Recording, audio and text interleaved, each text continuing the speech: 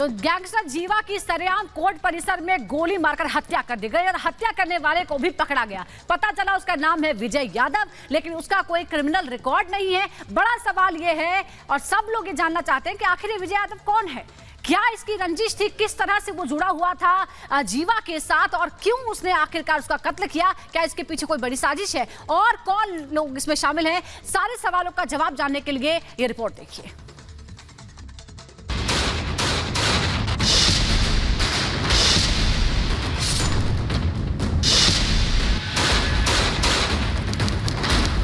जरायम की दुनिया में ये नाम भले ही नया है, लेकिन 2 दिनों से चर्चा इसकी सबसे ज्यादा है।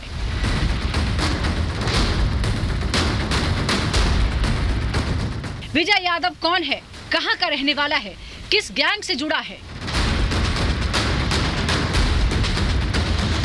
संजीव जीवा को क्यों मारा, क्या वजह थी, क्या दुश्मनी थी, ये वो सवाल है जिनके जवाब हर कोई जानना चाहता है और पुलिस अब इन सवालों के जवाब तलाश रही है।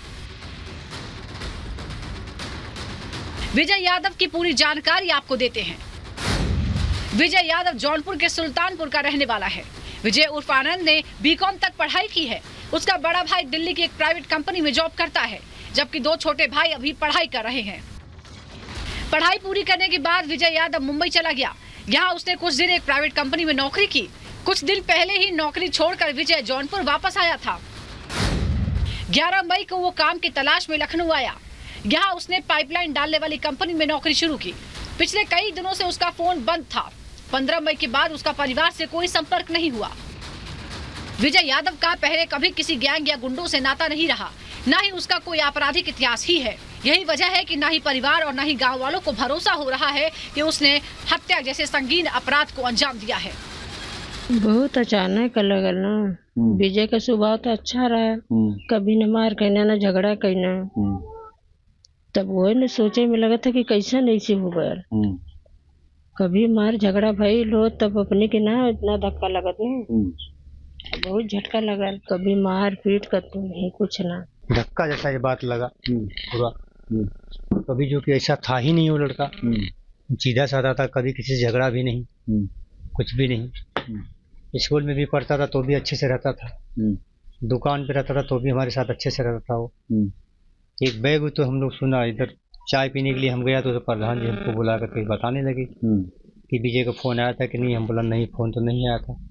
वो तो 15 दिन से बात ही नहीं कर रहा है, कहाँ पे है, कैसे है।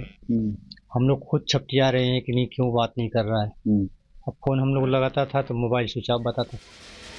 विजय यादव के खिलाफ अभी तक 2 मुकदमों की जानकारी सामने आई है।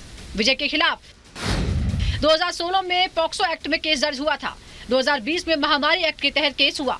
पॉक्सो एक्ट में पीड़िता से सुलह हो चुकी है। संजीव की हत्या के पीछे विजय का मकसद क्या था, किसके कहने पर उसने संजीव जीवा को मौत के घाट उतारा, इसकी जानकारी परिवार में किसी को नहीं है। परिवार तो ये भी नहीं जानता कि उसके किसी गैंग से संबंध है। Bureau report, Republic Bharat. और पहले पुलिस कस्टडी में अतीक और अशरफ की हत्या, उसके बाद कोर्ट रूम में गैंगस्टर संजीव जीवा की हत्या हो जाती है, जिसके बाद ये सवाल उठ रहा है कि क्या पुलिस का खौफ बदमाशों में खत्म होता जा रहा है या पुलिस की कस्टडी में अब बदमाश सुरक्षित नहीं है। इस रिपोर्ट को देखिए।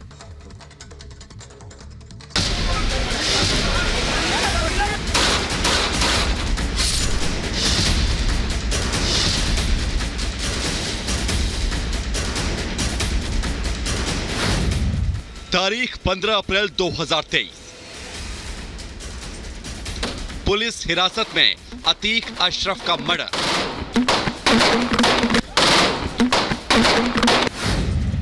तारीख 7 जून 2023। कोर्ट रूम में गैंगस्टर संजीव जीवा का मर्डर। किरदार अलग, जगह अलग, लेकिन वारदात और सवाल एक जैसे। सवाल है उत्तर प्रदेश पुलिस पर, सवाल है कानून व्यवस्था पर, सवाल है अपराधियों में पुलिस के खौफ को लेकर। पहले उत्तर प्रदेश की धरती पर हुई इन 2 बड़ी वारदातों का तरीका देखिए। 15 अप्रैल की रात डॉन ब्रदर्स अतीक और अशरफ को मेडिकल के लिए अस्पताल लाया गया, 3 हमलावर उस वक्त मीडिया कर्मियों के भेष में वहां पर पहले से ही खड़े थे। अतीक अशरफ जैसे ही पुलिस की गाड़ी से उतरे तो ये हुआ।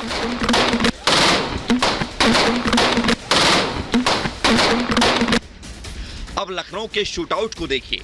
यहां किरदार अलग थे, लेकिन तरीका कमोवेश वैसा ही। संजीव जीवा की हत्या के लिए हमलावर वकील का वेश बनाकर आया।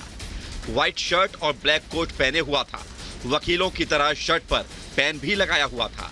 जैसे ही पुलिस संजीव को लेकर कोर्ट रूम पहुंची, हमलावर ने ताबड़तोड़ गोलियां दाग दी। कोई कुछ समझ पाता, कुछ कर पाता, उससे पहले ही संजीव जीवा को मौत की नींद सुला दिया गया। संजीव जीवा नाम के एक व्यक्ति को गोली लगी है, उसकी डेथ हुई है और हमारे कांस्टेबल को भी 2 को लगी है, जिनको कि खतरे से बाहर उनका इलाज चल रहा है। तो वो और बाकी एक कोई बच्ची के बारे में बताया जा रहा है, उसे गोली ले KGMU में भेजा गया है। खास बात यह है कि दोनों हत्याकांड के बाद हमलावर भागे नहीं। अतीक अशरफ मर्डर केस में तीनों शूटर्स ने खुद को सरेंडर कर दिया, जबकि इस मामले में वकीलों ने भी शूटर विजय को आसानी से पकड़ लिया। पुलिस की मौजूदगी में हुई दोनों हत्याओं में कई और चीजें एक जैसी हैं। दोनों हत्याओं में विदेशी हथियारों का इस्तेमाल किया गया। अतीक अशरफ के मर्डर के लिए जिगाना का इस्तेमाल हुआ, जबकि संजीव जीवा की हत्या के लिए American alpha revolver. Zigana made in तुर्की पिस्टल है जो आसानी से नहीं मिलती, जबकि American alpha revolver made in चेक रिपब्लिक है। दोनों हथियारों की कीमत 5 से 6 लाख रुपए के बीच है। जिगाना भारत में प्रतिबंधित है, जबकि अमेरिकन अल्फा रिवॉल्वर पर प्रतिबंध नहीं है। दोनों हथियार वजन में बेहद हल्के हैं। गैंगस्टर जिगाना पिस्टल को बहुत पसंद करते हैं, जबकि अमेरिकन अल्फा रिवॉल्वर का इस्तेमाल पंजाब में लोग शौकिया करते हैं। दोनों हत्याकांड में सबसे बड़ी समानता यह है कि पुलिस की मौजूदगी में दोनों वारदातों को अंजाम दिया गया। हमलावरों को खुद का अंजाम पहले से पता था, लेकिन जेल जाने या सजा होने का डर शूटर्स के चेहरे पर नहीं दिखा। सबसे खास और अहम बात यह है कि दोनों हत्याओं का मकसद कुछ खास नहीं था। Bureau report, Republic Bharat.